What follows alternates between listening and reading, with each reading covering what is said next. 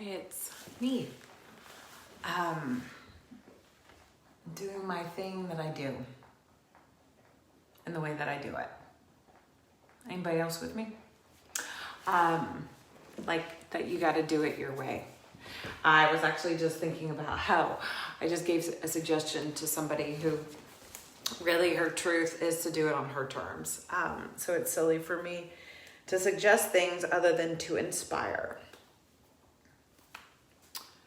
And in that inspirational energy, let's do this. So I am here with you live and still figuring out things. I'm just a little out of it. So my first question, as I come here live last minute, I gave you a little notice this time. As Teresa Phelps Martin, I just was doing a reading with somebody who I've known for a long time, and the discovery that there's so many parallels, and the celebration of the energy that allowed her to become, there was a similar party happening, if you will, in my embodiment of this life. And so it's a really sweet thing that she came into my life, and she's in my life, and she's part of my healing journey as well. And that's what this is all about, is how can we become more willing and open to hear the barks, to illuminate our essence, the truth of who we are. And that is in no way easy. It's not for the faint at heart. However, what else is there right now? So as I'm recording this to you live, we're sitting in the salve, or the potent energy of polarity or opposition. And when we hear opposition, we usually hear of clashing. When we hear of polarity, we can actually see the parallels. And when we can tap into the higher vibe of the parallels, then we can embrace and embody, like having a puppy, and being in my home where my kids aren't here right now, but my parents are. Isn't that a wild dichotomy? So that's that example of opposition or polarization. And in that energy, what we can do is invite in, if you feel tired or a little dreamy or flat, that could also be part of the energy too. Or maybe you're like Lulu and ready to play and chew up my nose. So this is what I'm speaking from right now. And I'm speaking from this idea of like Virgo vibes, okay? I'm really not Virgo at all. And that energy of the polarity or the opposition right now is the subconscious, the energy that sits beneath the chaos, the swamp of our souls, if you will. And that sort of fogginess or dreaminess, or the sound of the symphony that brings an eloquence of our potentiality forward. I know that was rather wordy of me. However, and then feeling that sort of sense of wholeness, of organizing the energy of ourselves in a way that we can connect to the beauty within, the potential that resides within each of us, to open ourselves up to a new technology, to be a humanitarian and give structure and organization to the abundance, to the blessings, to the richness, since I have Zuligan's porcelain piece of art right here, and he holds a flower. Judith Lassiter shared, there's the saying that the lotus grows in the muddy waters. How can we be in the muddy waters, in the imperfection, and not get so analytical that it has to be in such a way, but we can actually invoke humility, and that really the dreams we hold are bigger than we ever imagined. And that in that land of wanting to dissolve the material world, we can actually flip that and not escape and dance away from, but actually dive in to bring forward more of a method that cares for our souls, that cares for this essence, our truth, our container, in a way that is of service, in a way that is of grace, in a way that is value driven, and is in that ability to not force forward the values, but to feel the permission to pull back in to our tiny little network, to our tiny containers that are influencing and nourishing and nurturing and informing. Okay, are you with me? That we're going to pull back into this tiny community, these like short distance. Hey, Lulu. Like she's communicating to what her environment that's impacting her. Hey, Lulu. So pause, bear with me. I'm going to let her go.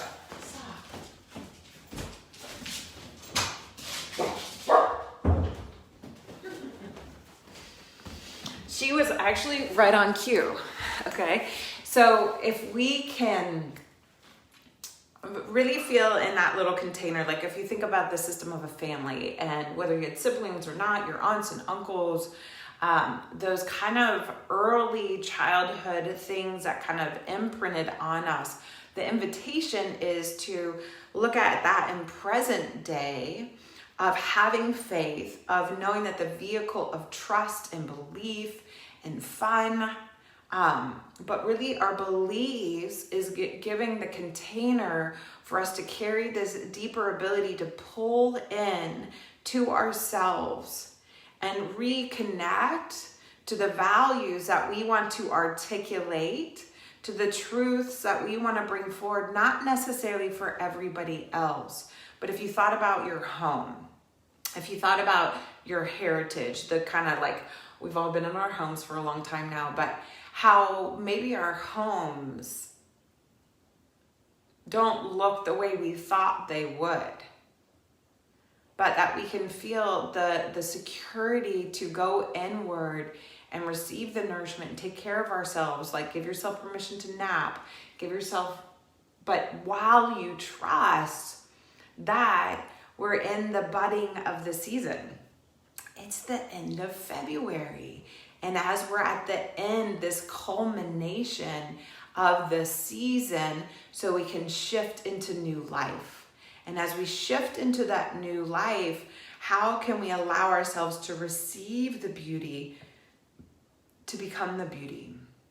So this is going to involve, in order to do this, we have to realize we're crossing the threshold of what we knew and what we want to give structure to nourish, to bring forward. Like what seeds are we planting or celebrating or standing in fully that includes the fact that the ground needs to be worked. The soil of our communities, of our homes, of ourselves needs to be moved and worked, and like almost humbly receive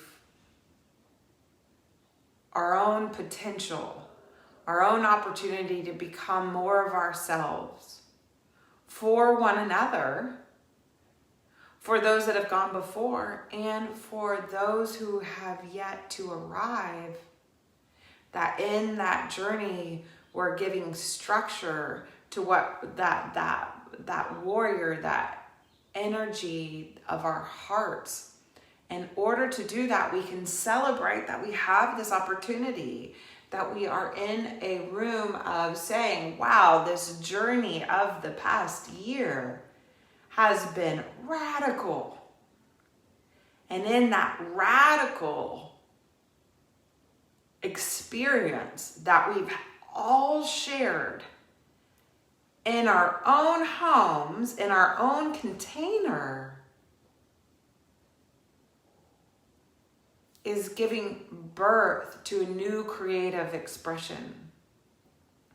And as we give birth to that creative expression, there's this basket, if you will, that is holding the nectar. If we're willing to heal the parts of us that need it to be perfect and organized in such a way that it all makes sense. But realizing we need to not forget the need to clean up our inner worlds. Now, we can't heal all of the wounds because it's the opposition of how much potential we have is also there from the chaos. And so in this kind of full moon energy, this full illumination, the tides are high, the emotional potency is strong, except for it's hard to put your fingers on it, and there's a need to give it structure. So releasing the need to give it structure, but rather realize that it is a good time to clean up, to feel the pain so that it can be healed. Not because we're scared of the imprint we'll make, but that when we give ourselves permission to fall apart, to surrender to the chaos, the clarity actually comes forward because we're resilient. That's what the moon reminds us of. And in its fullness and at its peak performance and at its full glory, that it can awaken those of us who are hoping for sound slumber and call us into an energy to remind us that then the tide will fall and move away into that great ocean of compassion where we can kind of actually dance in the swirling seas and bring forward the nectar and transform the pain. So that's just really, I could go so much further. But in the next few days, you're going to be feeling this deeper call to tap into that compassion and that kindness, to bring value to it, however that looks for you. You're going to find that the dreams become a lot, so that if you already are kind of swimming in the deep waters and it's hard for you to sit comfortably, allow for a little of that humility and lean into the company of one another, lean into your little tribe that you can lean into.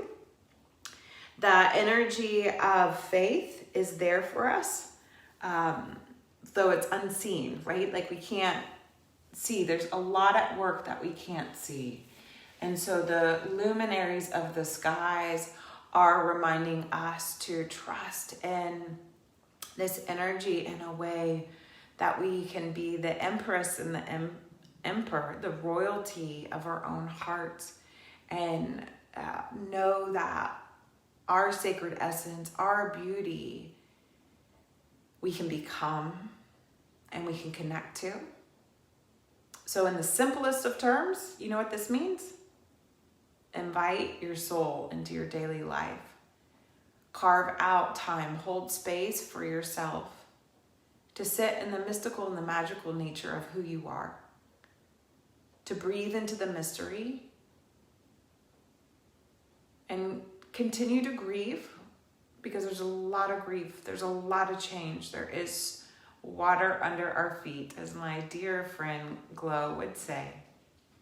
But as that water's under our feet, it's giving birth to new ways to express, to articulate. And so we do want to dream big. And I promise you though, even though it might seem really blurry and confusing and hard to identify, we can get through there because we're resilient. And there's this expansion that's available to us, but realize we're still in this process of integration, of the psychological integration of our souls coming to the surface as humanity and living on this body of earth together, and in the war and in the disharmony and in the plague and in the pandemic. However, that equalizing of the playing field or the swamp of our soul that we're all in, and yes, it can stink, If you've ever been in pluff mud, it's hard to move. You have to go slow.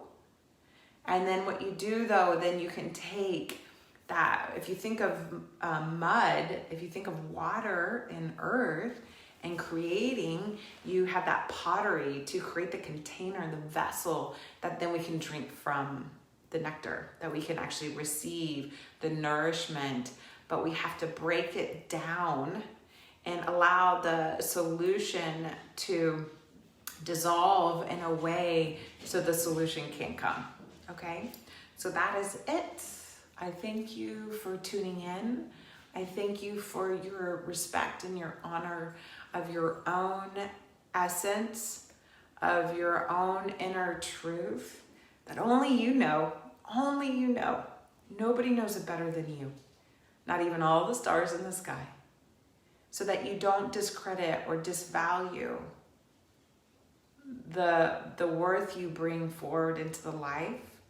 And when you get yourself all caught up in how it's supposed to be, that you just surrender and surrender some more so that we can be of service in a way that celebrates the whole, that really allows the vitality of the human condition to come alive and to create new ways and new paths so that we can radically be the warriors of our soul that we're here to be.